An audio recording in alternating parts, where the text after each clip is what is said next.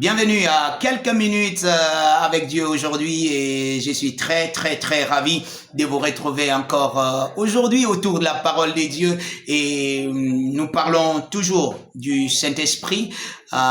Aujourd'hui, je voudrais vous dire que le Saint-Esprit est la puissance de la vie chrétienne. Vous savez, dans le livre de Jean, dans l'évangile de Jean, le chapitre 1, le verset 12, la Bible dit, mais à tous ceux qui l'ont reçu, à ceux qui croient en son nom, elle a donné le pouvoir. Gloire à Dieu. Elle a donné le pouvoir, elle a donné l'autorité de devenir enfant de Dieu. Et dans le livre de Actes, le chapitre 1 aussi, et le verset 8, Actes 1, 8, gloire à Dieu, gloire à Dieu. Actes 1, 8 dit, mais vous recevrez une puissance. Je vous lis ce verset. Mais vous recevrez une puissance. Mais vous recevrez une puissance. Lorsque le Saint-Esprit surviendra sur vous et vous serez mes témoins à Jérusalem, dans toute la Judée, dans la Samarie et jusqu'aux extrémités de la terre. Vous recevrez une puissance. C'est clair. Le chrétien reçoit une puissance quand le Saint-Esprit descend sur lui. Le chrétien reçoit une puissance, un pouvoir. Le chrétien n'est pas quelqu'un qui est sans soutien, sans force. Vous voyez, qui est, vous savez, quelquefois, les chrétiens, dans leur prière, face à certaines situations, ils pleurent même devant Dieu. Beaucoup ignorent qu'ils ont quelque chose que Dieu leur a donné. Un certain pouvoir, une certaine autorité qu'ils peuvent utiliser. Dieu vous a, la Bible dit qu'il nous a bénis de toutes sortes de bénédictions. Ça veut dire que vous avez tout ce dont vous avez besoin pour la vie. Il dit tout ce dont vous avez besoin pour la vie et pour la piété. Pour vivre pieusement en Jésus-Christ. Et dans tout ce que vous entreprendrez dans la vie. La Bible dit, Dieu a déposé en vous tout ce dont vous avez besoin. Comment? À travers le Saint-Esprit, dans le Saint-Esprit. Le Saint-Esprit qui est en vous. C'est pour ça que Jean pouvait crier et dire, celui qui est en vous est plus grand que celui qui est dans le monde. Celui qui est en vous, celui qui est dans le monde, qui apporte peut-être les choses du monde, la maladie, la détresse, la pauvreté et tout ce qui ronge. Il dit, celui qui est en vous peut apporter le contraire. Il vient avec la chose de Dieu, la richesse de Dieu, la bénédiction de Dieu, la santé divine et tout ce qui vient de Dieu, la lumière de Dieu, la connaissance, la sagesse de Dieu. Alléluia. Celui qui est en vous, c'est le Saint-Esprit.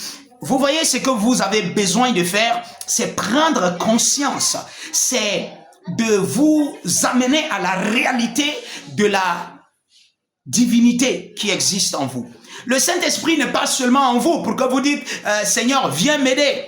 Vous savez, quelquefois, nous essayons de faire comprendre aux gens certaines chansons que nous chantons, qui éloignent Dieu de nous.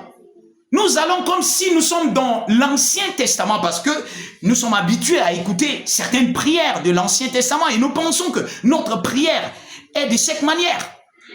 Il dit « Dieu vient du ciel ».